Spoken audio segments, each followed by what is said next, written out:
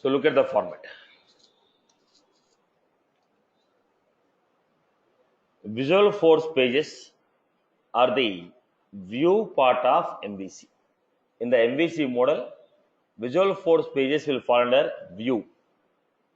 Now the point here is why we need to go for Visual Force. What is a Visual Force? Why we need to go for Visual Force? In which areas we are going to use the Visual Force? These are the three major points what we are going to have, what we are going to discuss. First one, Visual Force is a framework which is used to build sophisticated UI on the native platform of Force.com. Using the platform of Force.com, if you want to build some UI using the Force.com, if you want to build some UI, then we are going to use Visual Force. So what is a Visual Force? It is a framework which is used to build sophisticated UI, okay, on the native platform called Force.com. Now, Visual Force is used as a view part of MVC, and it has got some scripting elements in it. So what will be there in the Visual Force? Visual Force page consists of scripting elements, or we can say markup language and controllers. Markup language includes scripting, Visual Force tags, or anything that is supported by the browser. Anything that is supported by the browser is also supported by the Visual Force. Okay, so let us see a quick introduction.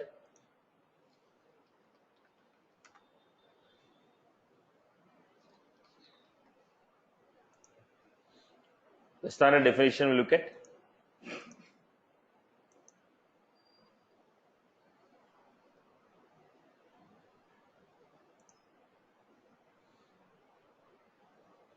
So what is a Visual Force? Visual Force is a framework that allows the developers to build sophisticated custom user interfaces that can be hosted natively on Lightning platform. Okay. Now Visual Force includes tag based markup language and server side controllers. It is having server side controllers and markup language. Okay. Now what will be there in the markup? Now I told you Visual Force consists of markup and Visual Force control. So let us look at one by one step.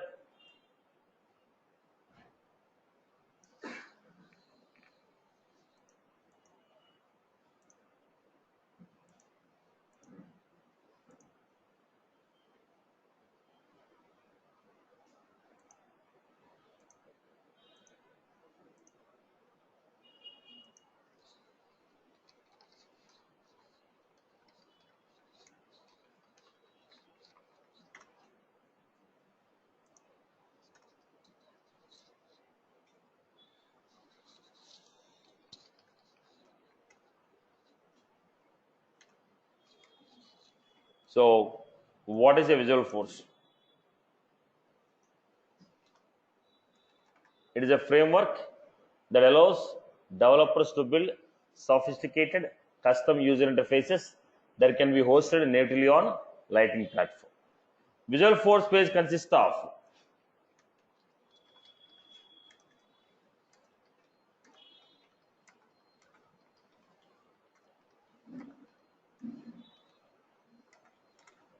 Visual Force page consists of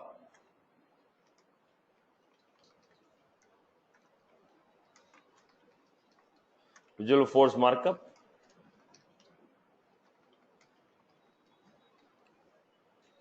Visual Force page consists of Visual Force markup, Visual Force controller. What is that Visual Force markup?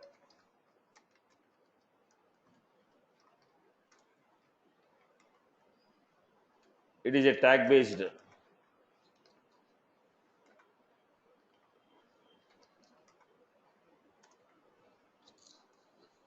All the scripting tag based elements It consists of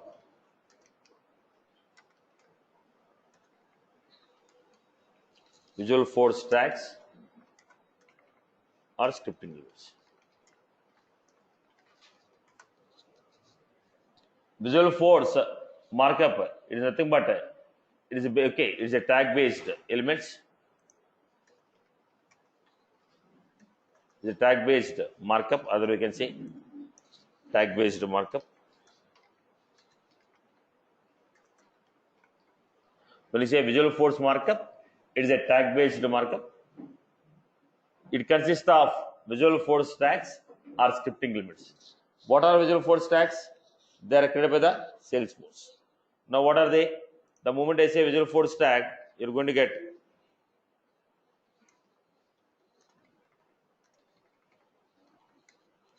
you're going to have some tags like Apex page,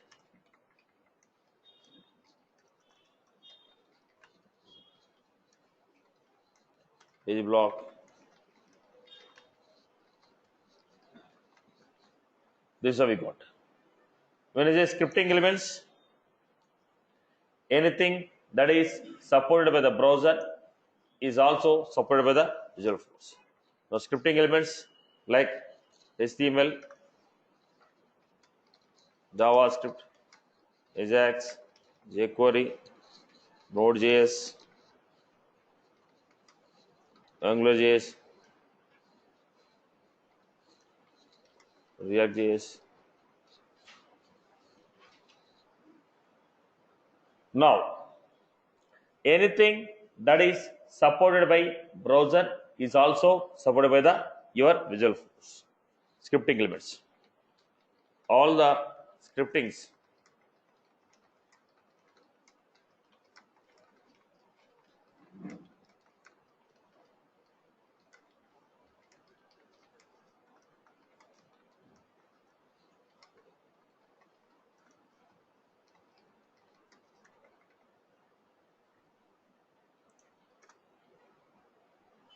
all the scripting elements which are supported by the browser are also supported by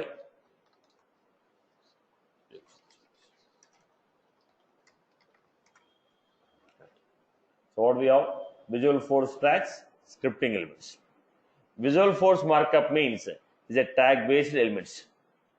Tag based markup, or we can say tag based elements. When you say tag based elements, we will be having like this Apex page, or we may have table, tr, HTML, body, div, like this will be there. These are what? Tag based elements. Now, when you say tag based elements, it can be a Visualforce tag or it can be scripting elements. When you say Visualforce tags, these are created by the Salesforce.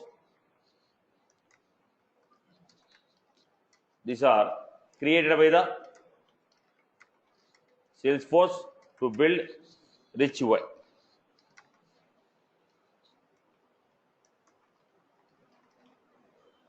I hope you got my point. So, what is a Visualforce markup? These are the tag based elements. That can be a Visualforce tag or it can be a scripting element. It can be a scripting element or Visualforce tag. Visualforce tags are already created by the Salesforce. Scripting elements which we are building with the help of HTML or JavaScript or other programming languages, other scripting languages. I hope you are good with this. Right. Now, what was the next story we have? Visualforce control. What was this Visualforce controllers?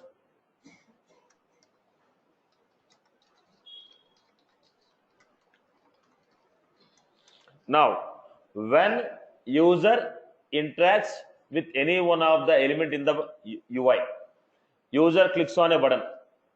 What is the action you want to perform on the server side? When user selects an option, what is the action you want to perform?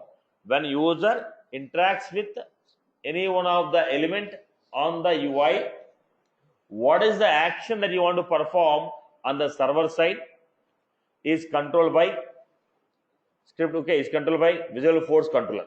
When user interacts with any one of the element on the UI, what is the server side operation that you want to perform?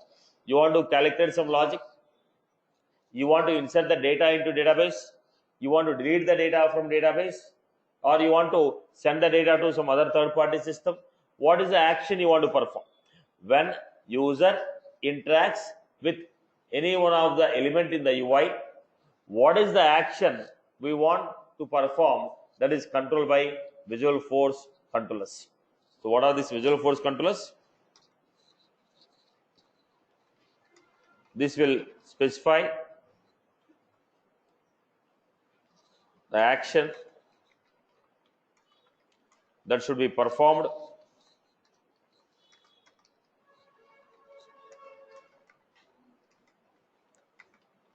when user, this will specify action that should be performed on the server side when user interacts with any one of the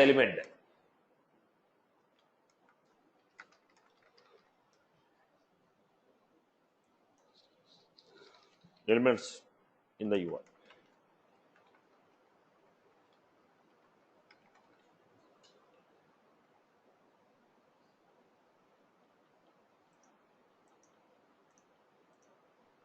Now, what was this? Visualforce control. This will specify action that should be performed on the server side when user interacts with any of the elements in the user interface. Like when user clicks on the button, save the data to database. When user clicks on the button, send an email to some user. When user clicks on a button, create the table, okay, create the record in the table. All these are what? Actions that need to be performed on the server side. Again, I repeat, when user interacts with any one of the UI element, what is the action that should be performed on the server side is controlled with Visualforce controllers. What are these Visualforce controllers? How many types of controllers we have? Look at the point. So here we have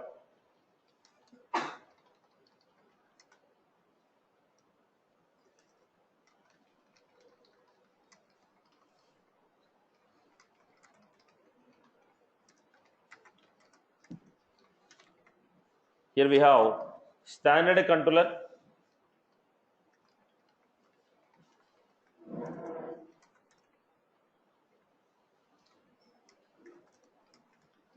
controller,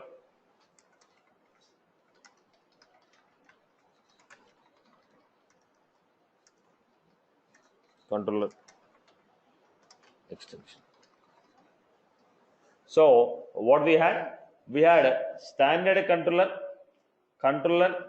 standard list controller, and extensions.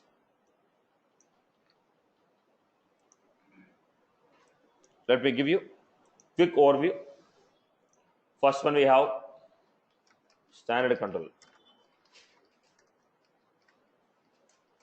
Now, if you want to refer to any one of the properties that are defined by the Salesforce, if you want to refer to any one of the properties that are defined by the Salesforce on a particular object, now let us take account object. I want to refer to the fields of account, exact property. If it is a pick list, currency, date, save button, cancel. So if you want to replicate the same properties that are defined on any S object, whatever the properties that are defined on an S object, if you want to use exactly the same properties, then we say standard controller. When you want to refer to the standard properties defined on any one of the object in the Visualforce page, then I go for standard controller. Again, I repeat, if you want to refer to any one of the properties that are defined on any one of the object, if you want to refer to any one of the standard properties of a particular object, then we use that object as standard controller. Again, I repeat, if you want to refer to any one of the standard properties of an object, if you want to refer to exact properties of an object, then we go with the standard controller.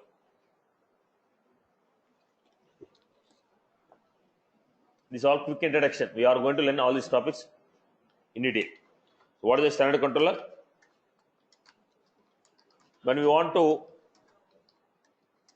refer to standard properties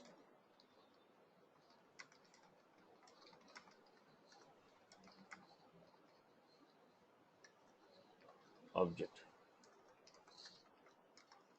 in the VF page, then we define that object.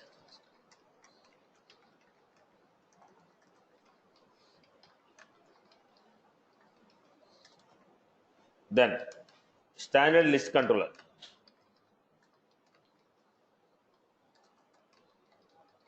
Now what is the standard list controller?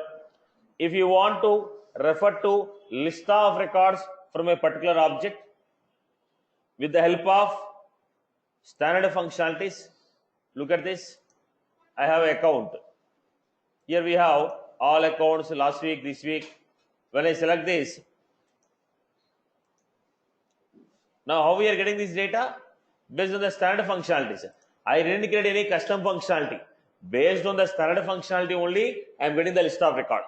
This list of records, if I want to refer in the VF page, if I want to get list of records from any table using the standard functionalities and use them in the VF, then I go for standard list controller. From an object, if you want to get the list of records using a standard functionalities, I am not writing any custom logic. I am not writing any program. Straight away, with the help of standard properties, if you are trying to fetch the records of a particular object, we call it as standard list controller. Is that was clear? Is that was clear? Every object you click, you find this option, right? Right?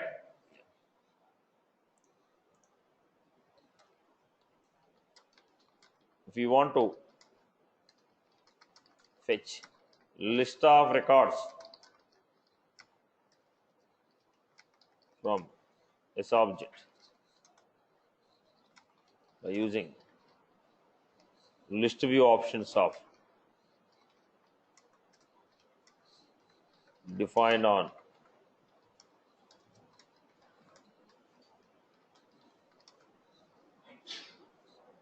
then we use standard list control.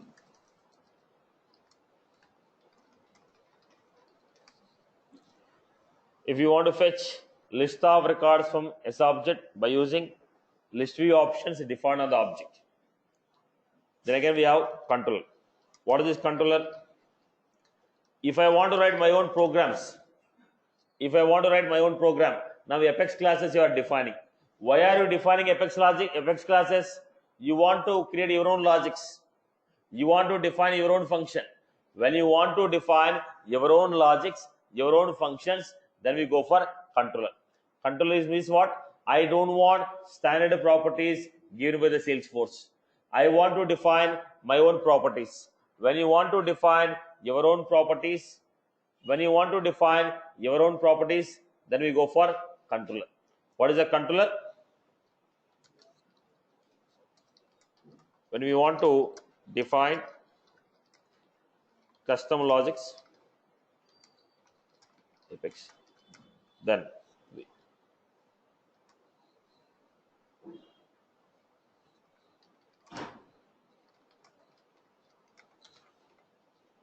Apex classes are called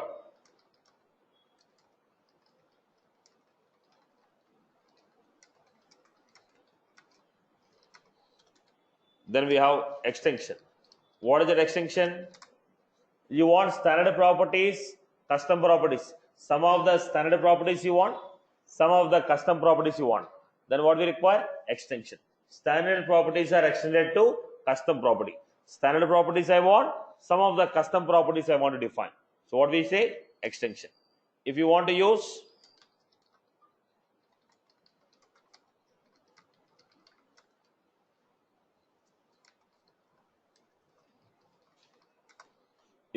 standard properties and custom controllers,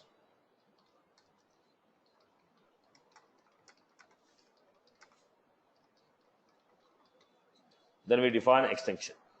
So basically, how many types of controllers we have? Standard. What do you mean by standard controllers? I don't want to define my own properties or functions. Whatever the Salesforce has defined on an object. Every object I have save, every object I have edit, every object I have delete. Now every object I have couple of fields. I want to refer to exact the same fields. I want to refer to the same actions which are already defined by the Salesforce on a particular object. Object to object, some buttons will change. Now what are the actions that are defined by the Salesforce? That only I want to refer. Then I go for standard controller. Standard list controller means referring to the data from the given S object. I'll go for standard list controller. Then we are going for a controller. What is a controller? If you want to write your own custom logic, we go for controller. Extension is standard properties and custom properties. Together you want to use, it is a extension. So basically, Visualforce page is consisting of what? Scripting or markup languages, Visualforce stack and scripting elements, and we are going to have controllers. So here controllers, standard means object, controller means your Apex class. Okay. Now come back to the story. Here, your object in the database, object of a class, both are not same. Now for a class we are creating an object. In the database also we have an object. So there is a confusion here. When you say object, there is confusion. So the tables in the database we are going to call as S-object. In the programming, the tables in the database we are going to call them as S-object. When I say object, it is an instance of a class. Okay. For a class only we are going to call it as object. But when you say S-object, we are referring to the table in the database. S-object is referring to the table in the database. S-object referring to the table in the database. I hope you are good. Now what is the use of this Visualforce pages? Tell me. Where we can use?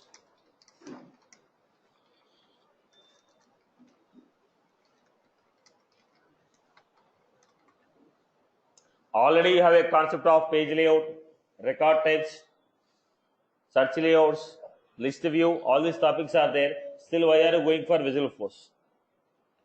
Now, let me give you a quick requirement here. I have an account.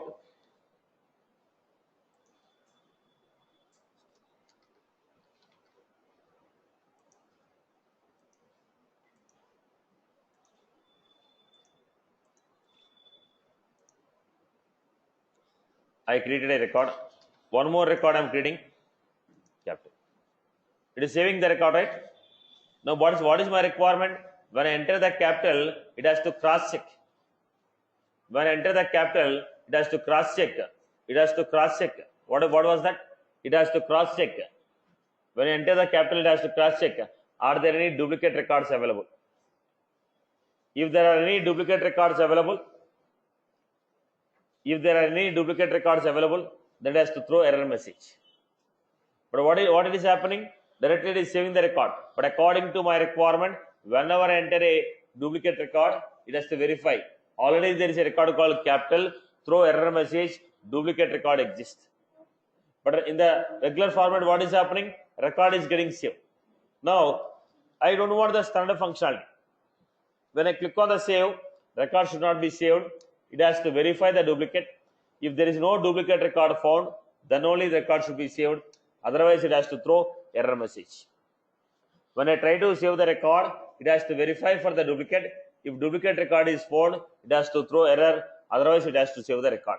This is the requirement of mine. But this is not achieved with the standard functionality. Standard functionality, what it is saying? Simply saving the record. It is not checking whether duplicate exists or not. Straight away, it is saving the record. But I don't want to save the record. I want to check for the duplicate, then save the record. I hope you are good with this. This is what I am getting. So here I want to replace my standard save button. Now when I click on the new, I am getting this page. I don't want the page to be like this. For my single page, I want to create account contact opportunity. If I go with the page layout concept, either I can create an account or I can create a contact or an opportunity. Page layout is with respect to one object only. Am I right? Page layout is with respect to one table only. But from a single page, I want to create account, contact, and opportunity. From a single page, I want to create account, contact, and opportunity. All the three I want to create from a single page, which is not possible. So I want to create a VF page, which will create account, contact, opportunity in a single page. I want to create a VF page from where I can create account, contact, and opportunity in a single page. Are you getting my point? Clear? So this is what we are giving. So I want to create a custom user interfaces. I want to replace the standard functionalities. Now here you are finding the sidebar component. Here I want to give a search box. If you give a name and phone number, the corresponding contact should come. Now I want to create my own sidebar components. Now when I click on this, I don't want this. When I click on this, I don't want this standard page. My custom page has to come. I don't want this standard page. My custom page has to come. I don't want the standard page. I want my custom page to be created. Are you getting my point here? Okay. So how will you create it now?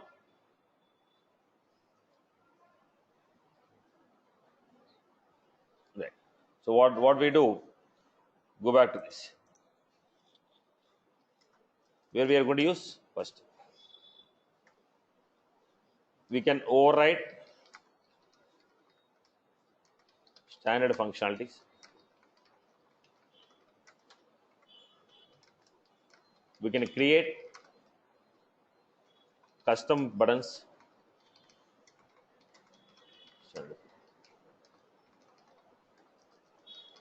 We can create custom sidebar components.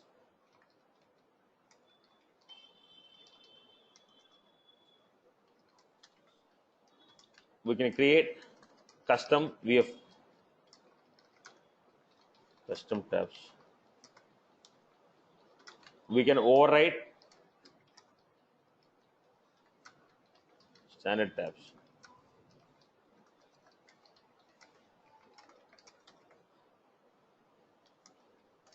We can create custom user interface.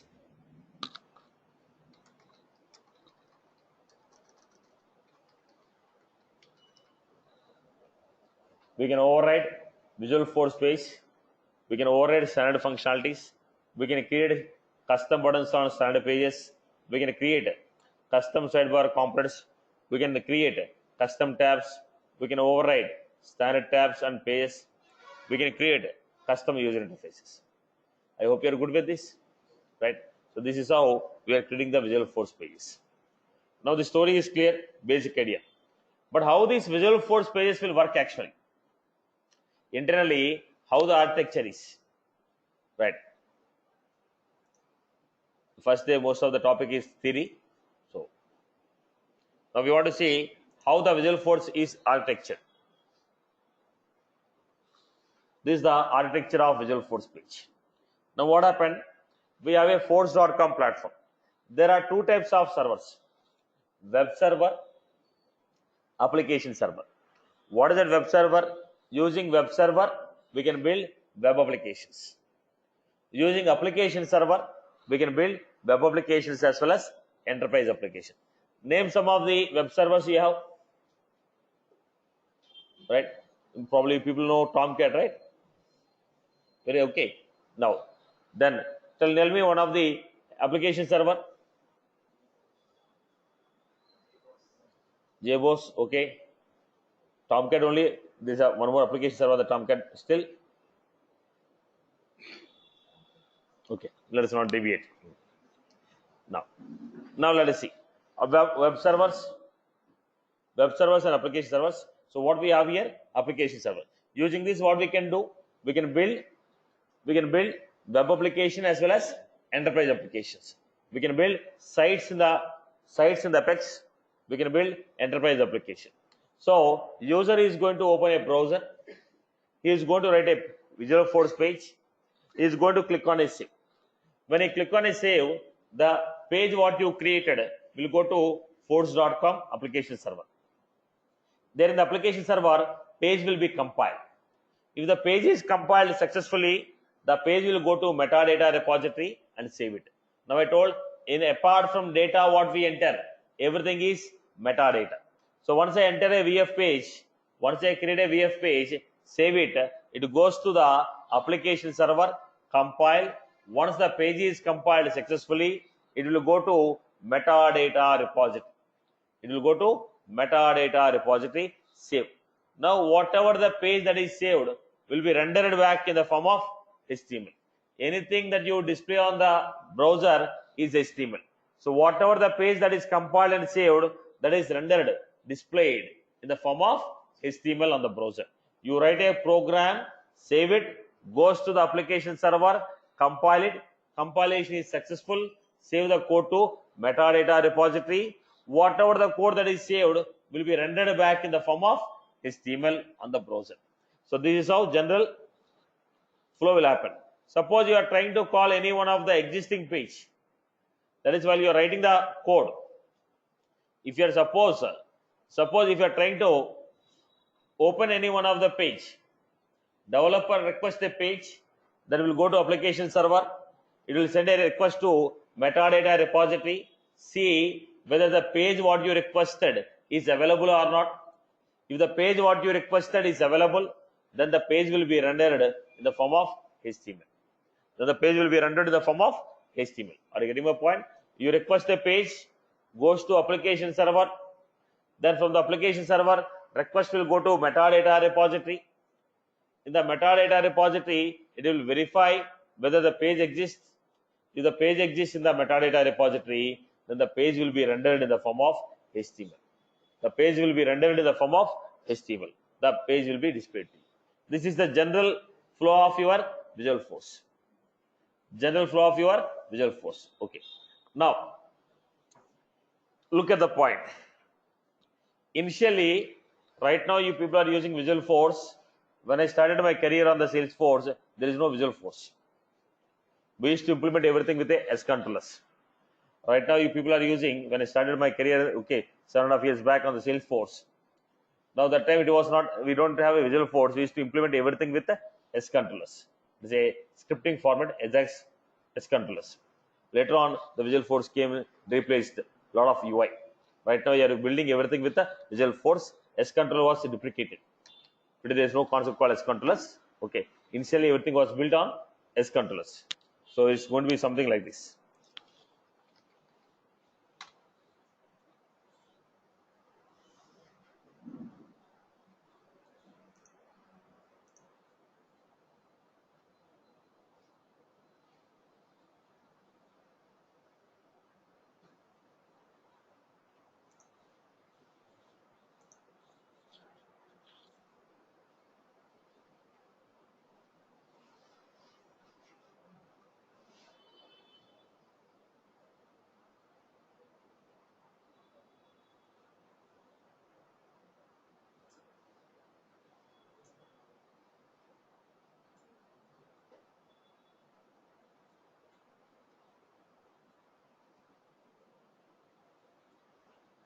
Okay.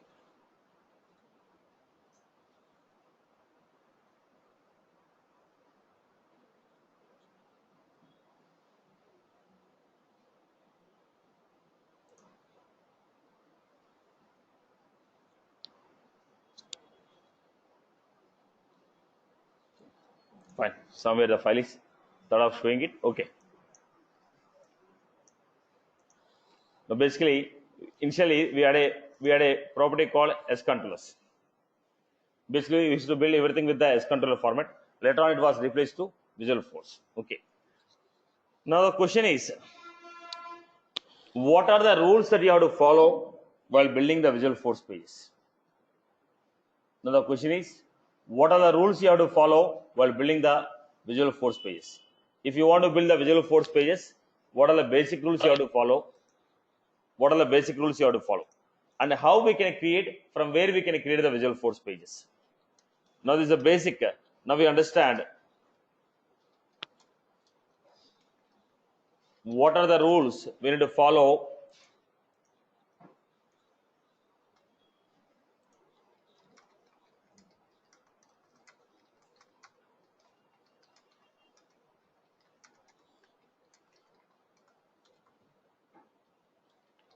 First point, every Visualforce page should, every element in the VF page should obey strict XML format. Every element in the VF page should obey strict XML format. So what do you mean by the strict XML format? Every opening element should have corresponding closing element.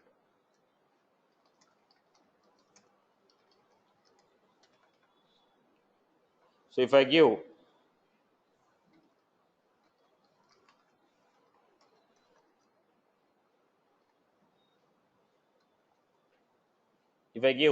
apex page block, now what was this? This is the opening, this is the closing, slash apex page block. Now every element should obey strict XML format. Every opening element should have corresponding closing element. Every opening element should have corresponding closing element. Every opening element should have corresponding closing element. Let me put it here.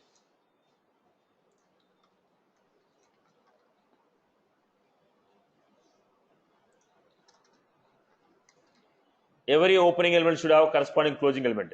Let us say I am giving name.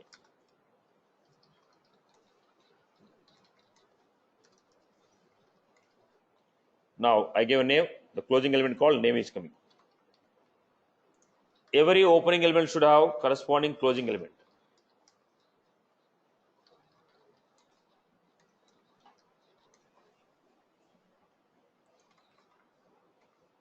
These are very clear. Right. The next one. Closing element is case sensitive.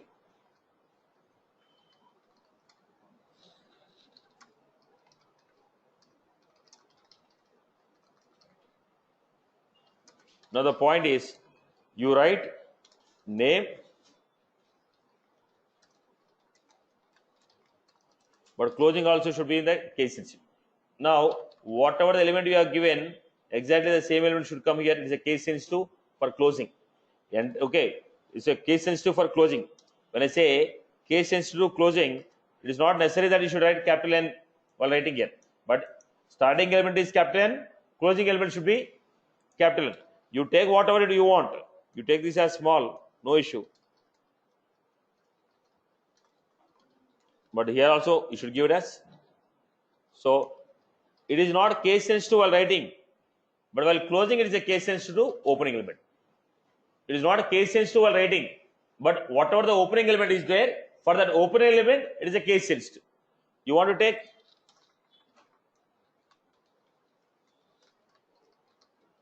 so I hope you're good with this. Next, inner element should be closed first.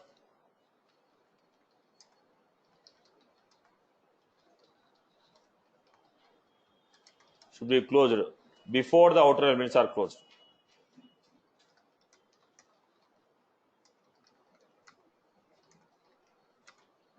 Inner elements are closed before the outer elements are closed.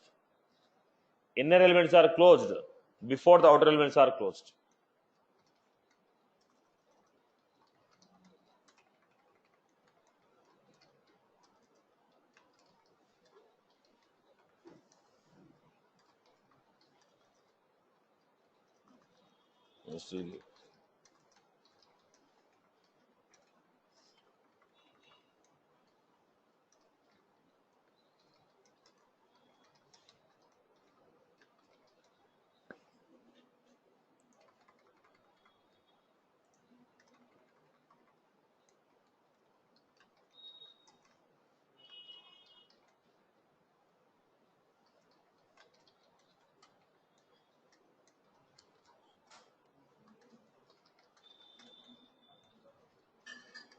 So inner element should be closed before we close outer elements.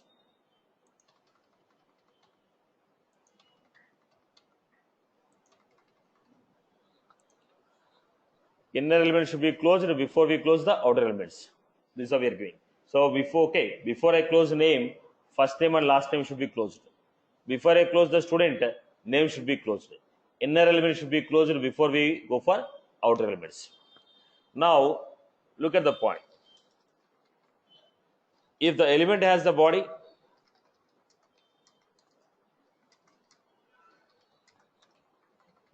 this is the element. What is the body? Satish is the body.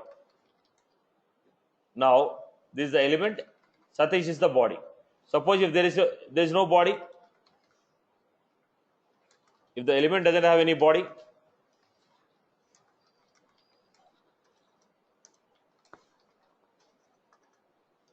then I can straight away give like this. Open and close in the same line. If you want to print anything in between, then we write open, write the body, close it. Now if you don't want to write anything, open and close in a single statement. Name slash, so that's what closing element. Open and closed. I can open and close.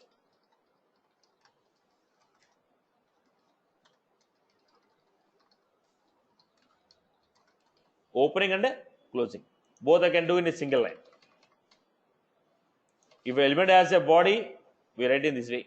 If the element doesn't have a body, then we can open and close in a single section. Okay. Let us go to the next one.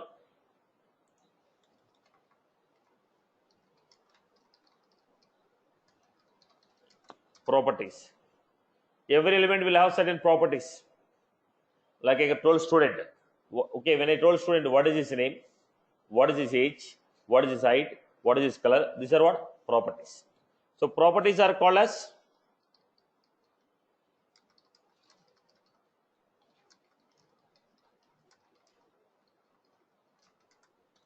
properties of the elements are called as attributes. How will you define the attribute? Let us say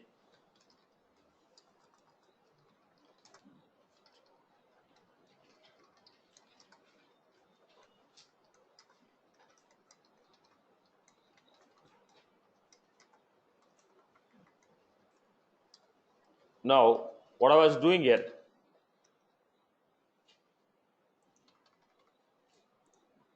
Now student name, age, city. Student name, age, city. Now what was this? Element with properties. What are the properties we have? Name, age, city. What we call them as attributes. Attributes of element called student. Name, age, city. They're called attributes of an element.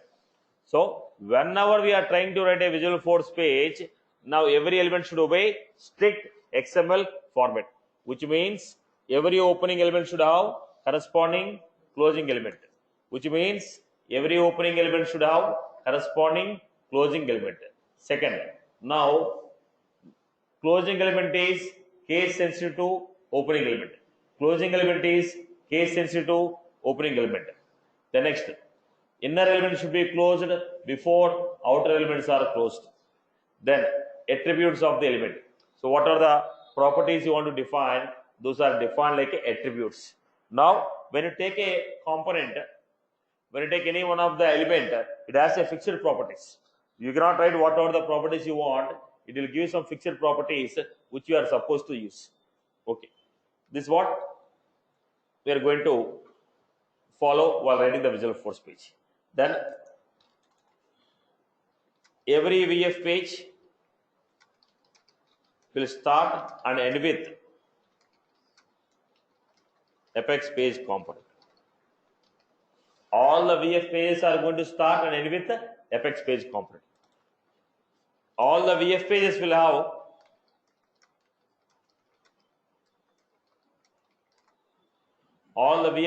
have extension of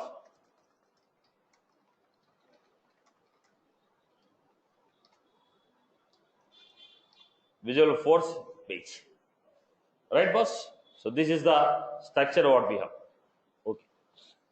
Now These are the basic rules what we are going to follow. So look at the point. There are two things I want to bring to your notice in development. Today, Salesforce has introduced a new concept called couple of months back, maybe 3 or 4 months back. People have introduced a concept called Salesforce DX. Okay, I'll just let you know why people are using it. Okay, then down the line, it will be very helpful to you if you learn in terms of Salesforce DX, because version controlling will be very the basic development. If you develop anything on the developer console, there is no version controlling. We used to maintain the version control separate. But Salesforce has introduced a Salesforce DX concept, which will help the people to maintain the version controlling all that stuff. Okay, but while learning, initial classes may be a bit difficult for you. Okay. Now the point here is, if you are going with the regular development, what we do, you may find it easy in getting the topics, in getting only writing the program.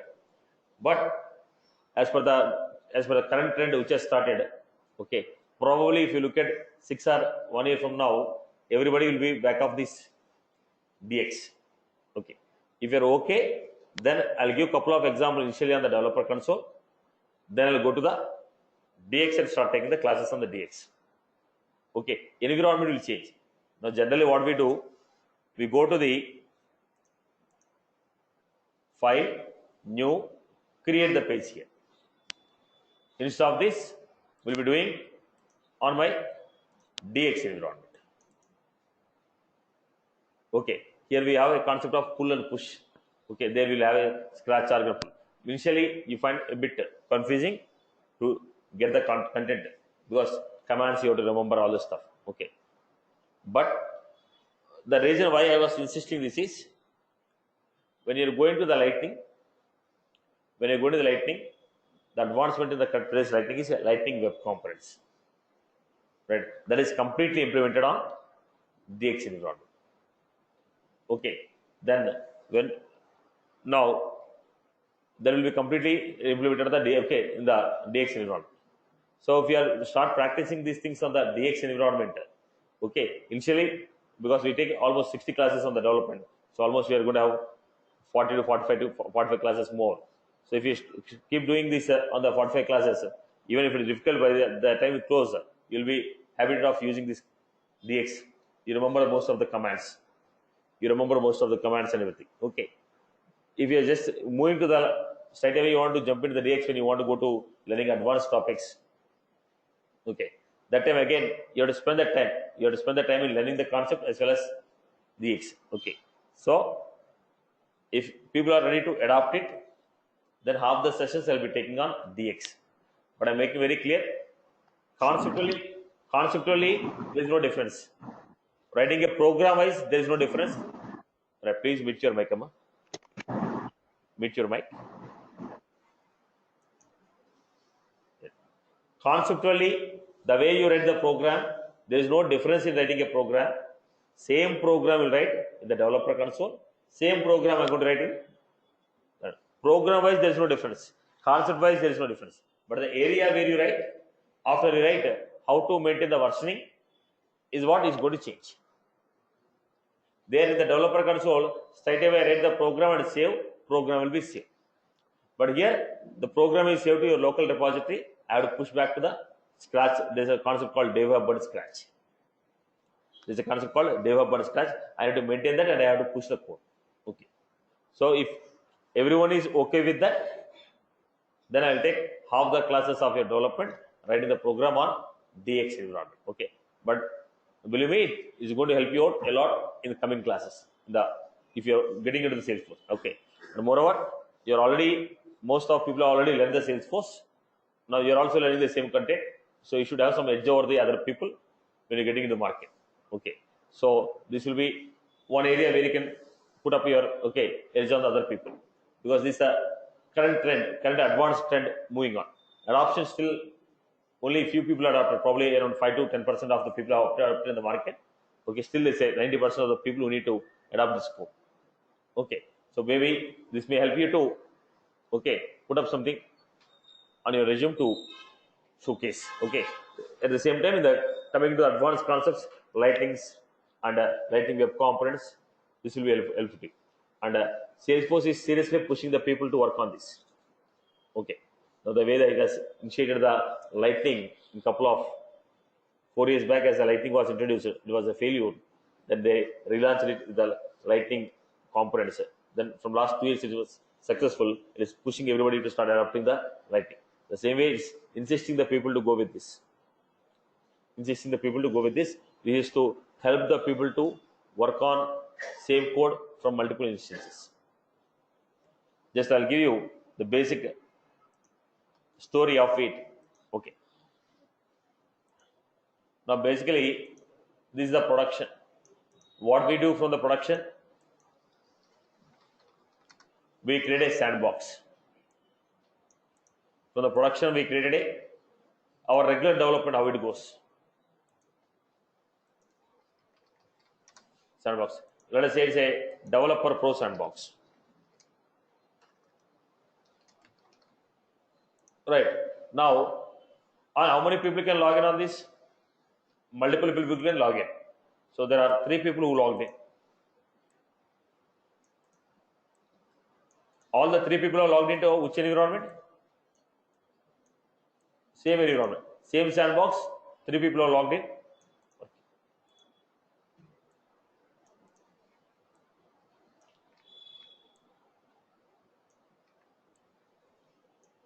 All of them working on same sandbox. Now there is a conflict of interest. Now I got a requirement 1. My requirement 1, like I say, I got some backlog. Or okay, yes, you may say CSR backlog, or you may say user story, whatever it is, according to your complete terminology. Now I got a requirement. Okay, get the data from invoice class, convert into PDF, display data in the VF, and send VF page as attachment in the email.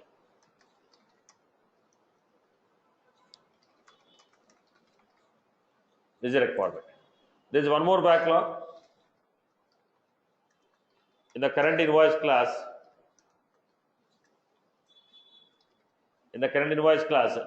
we are only fetching name, company name, amount, date. Now the requirement says you also fetch other details like discount, when the discount, billing date, shipping address, this type of data. Now both of this task is assigned to Shyam, this task is assigned to Ram.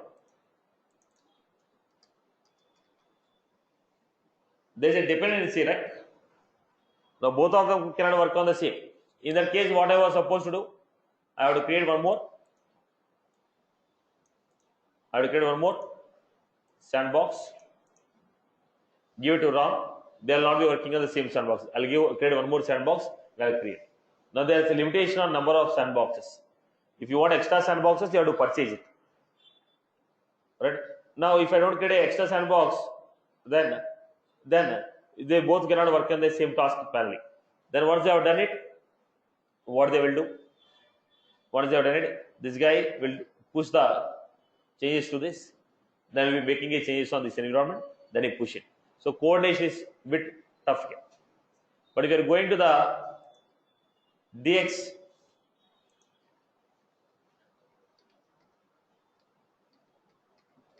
this is your environment. From this they created dummy environments. This is not permanent environments. These are temporary environments that will be lasting for 7 days, 10 days, or maximum 30 days. Then from the same copy, 3 different dummy copies are created. This is only one. From that, 3 dummy copies are created. On 3 dummy copies, these people are working. Now everybody has their own copy now here. They're working. Am I creating one more sandbox here? There's no more sandbox concept here.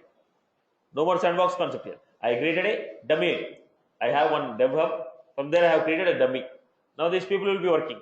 Once you wrote, this guy has written A, push the code to server. This guy wants the same code, pull it. Push the code here. Now what happened? Because they are working separately, it is not going to impact each other. When everything is perfect, then we will be launching.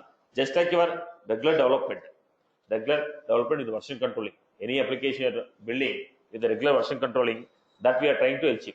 In the Salesforce, previously we don't have this version controlling system. But now we are trying to get into the version controlling. So we have dummy. Instead of sandboxes, we have scratch arcs. Okay, and they are temporary. Generally what I do, when I create a sandbox, every time you have to go to server refresh, and they're fixed. And they're fixed sandbox. You have to manually delete it. But they are here temporary arcs. You told temporary I require for 7 days. Dummy will be created for 7 days with the fresh data that is there in DevOps. Now after 7 days it is automatically deleted. You want one more? Create one more. Like that you can create hundreds of scratch arcs. So multiple number of people can work on same code. Right? Okay, I just gave a gist of it. Okay, this is how some new concept was introduced. Okay, but I'm making, if I'm going with this DX initial for first 4 or 5 days, when I start, it will be difficult because you need to understand the pulse of push. Okay, some commands you need to remember.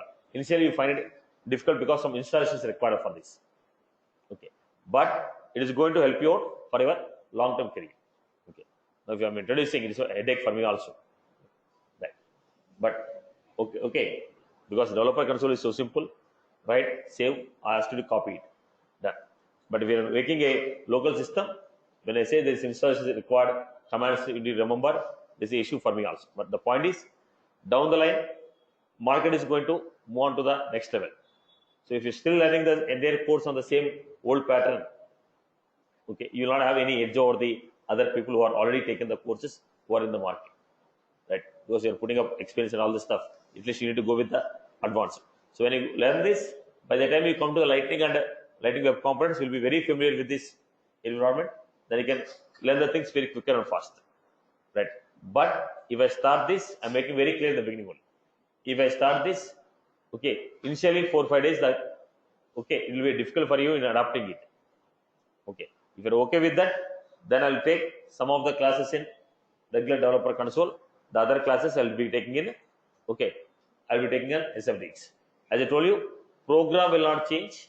Same program, what I write in the developer console, I'll write in the listen. Only push and pull concepts will be changing here. I need some push and pull concepts here, creating a scratch arc, every day how to connect back, how to log into default arcs, how to create a scratch arc. There's some concept, extra work we have to do it. Apart from that, the code what we write will be there. The same 100% of the code will be 100% same to same code we are going to write. Conceptually, it is not changing. Only after creating it, first how do you connect your arc from the command line? From command line, how do you connect it? How do you push the code? How do you fetch the code? How we can maintain the versioning? This type of topics extra will be added. But coding wise, it will be same, right? So now it's your choice. Okay. Probably if everyone say okay, once I complete the basics of Visual Force, then I'll start taking the class on DX environment. Okay, you can have some time. Like I'll ask you the same question after 1 week. If you're okay with that, I'll start taking the DX. Okay. Again, I'm making the point very clear. You need to go with the upcomings. Again, you should not learn the things again from beginning. Okay, after 3 months, you should not start learning everything with respect to DX from the beginning. You know, you're spending the time, spend some extra time, even the advanced environment will be fulfilled. Right? Fine. Everyone is okay with that? Right. Today, everybody say okay. Right. Yes. Yeah. We need to learn. Only the problem starts when people don't follow. That's it. Right. But I was making very clear, first 4 or 5 classes when I start with the DX, it will be difficult for you because it requires some installations, always pulling and pushing. Unless you get that perfect terminology, there will be issue. Okay. If you want, I can also help you. You can bring your laptops to the class also. For when I start initially, okay, we can parallelly work on the environment. Initial setups you can work on. Okay. If you are planning to work, you can bring your laptops also. The first 4 or 5 classes we can work parallelly. First 4 or 5 classes, we can work parallelly along with me to get the skill set. Then you can practice at the home. Then we can do it if you want. Okay? Right. So, then, next, come back to the story. So, what we have here, in how many ways we can create the VF pages?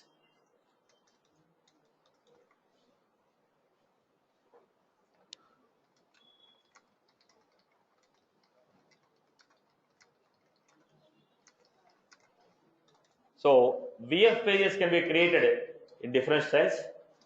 First one, standard navigation.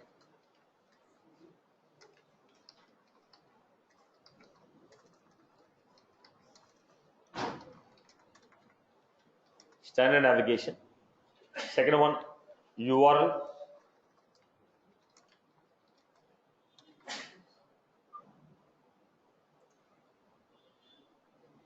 Third one, from Eclipse. Fourth one,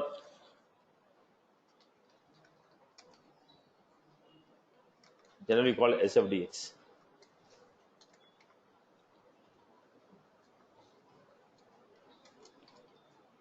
Metadata.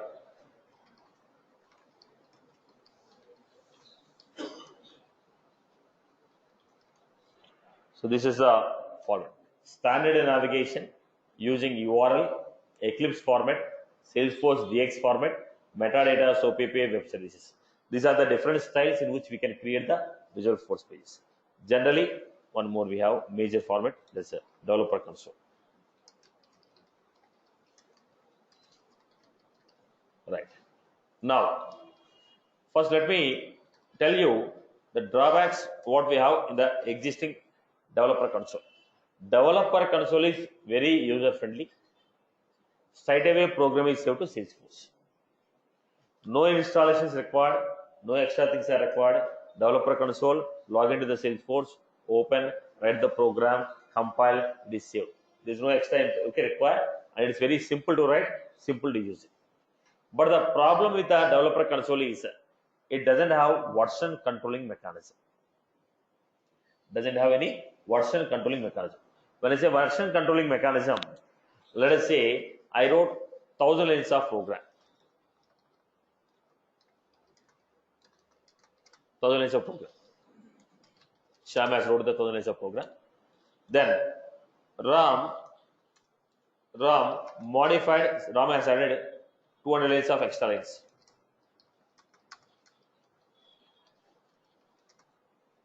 After adding this page is not working properly.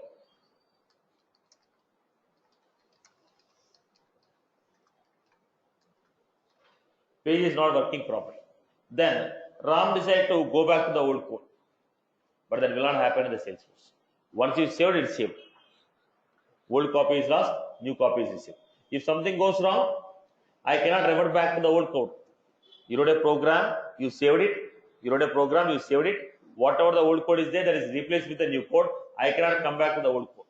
But when you are working with this, when a group of people are working, there is 100% possibility that we need to refer to the old version when things are not working. So this concept, this developer console doesn't have this support. In the developer console, there is no concept of version controlling. In developer console, there is no concept of version controlling. So what we have here, we had whatever the recent code that is saved, only that code will be saved in the developer console. But it's easy to use, simple to learn, easy to use, simple to put the code in the Salesforce. As far the usage is concerned, it's very simple. But then, if it is simple, why you are going? The reason why we are going to these three, Eclipse, Salesforce DX, this is to create version control. So if I go to the Eclipse or Salesforce DX, now if I save it, I can save it as a version 1. Again, you modified and saved version 2. Modified and saved version 3 on your system as well as on the server. I can push it to the server and maintain server side versioning, or I can go to the system local machine and maintain local versioning. So local system versioning. Every time I make a change and save, that will be saved like version. Now I made 2 line changes, saved version 1.0, 1.2, 1.3. If something goes wrong, I can go back and say replace the current code with this version. So code will be replaced. We have that advantage when you go to the on-premise implementation. Okay, when you are going from a developer console, you don't have that advantage. But when you go with the tools like Eclipse or Salesforce DX, you have that advantage with the help of GitHub. That's what you are going to learn as a DevOps in the market. In the market, you are going to learn DevOps course. That's what we are going to maintain here in terms of by using Eclipse and your Salesforce DX. Right. So this is the advantage of going for this. Now, third one. What was that? Metadata SOAP API website. This is now. Let me take any technology you're using. You use a deployment. Right? Deployment is what? Whatever the code is there in one environment, the same code should be recreated in another environment. Am I right? When you say deploy, whatever the code I have in one environment, they should be recreated in the another environment. If I push a table, there also table should be created. If I create a page, push a page, page should be created. If I push a class, class should be created. So when you say deployment, internally there is a programming which is running, which will recreate whatever you are sending. In the process of deployment, what is happening? I am deploying 2 tables, 2 pages, 2 classes. Then what happened? In the other org, 2 tables should be created, 2 tables should be created, 2 classes should be created, 2 pages should be created. So what was that? Recreating the structures what you mentioned. So how they are recreated? Internally some service program is running. That service program is what? Metadata SOAP API. Metadata SOAP API. Not only Salesforce, in general, regular programmatical deployment. Any tool you are using it to deploy internally, see, there are 2 choices. Either you write the code and deploy, you write the code to deploy, or already somebody has written the code and they are providing you as a tool. You are using a tools and deploy. If you are using a tools and deploy, that means somebody has already written. Most of the cases people use Ant, Maven, they'll use it. So internally they have built-in tools. Now they are already built in. We are taking the help of those and deploying it. Okay. So the advantage of this metadata SOAP API is programmatically creating a program. Now I am in the Java. From Java, I want to write one Visualforce page. In the Java application, they have a text box. If I write a Visualforce page and click, the page has to come to Salesforce and create it. Now, whatever you wrote, the same has to come and create like a page here. In the .NET application is there, I created one class. The same class should come and create in the Salesforce as a class. So we are trying to create pages, classes, tables, fields, everything using program from third parties. To do that, the metadata SOAP API web service will be helpful. So this is a standard. Generally, we are going to learn with developer console. Okay. So this couple I will take it to get the version controlling. Right. I hope you are good with this.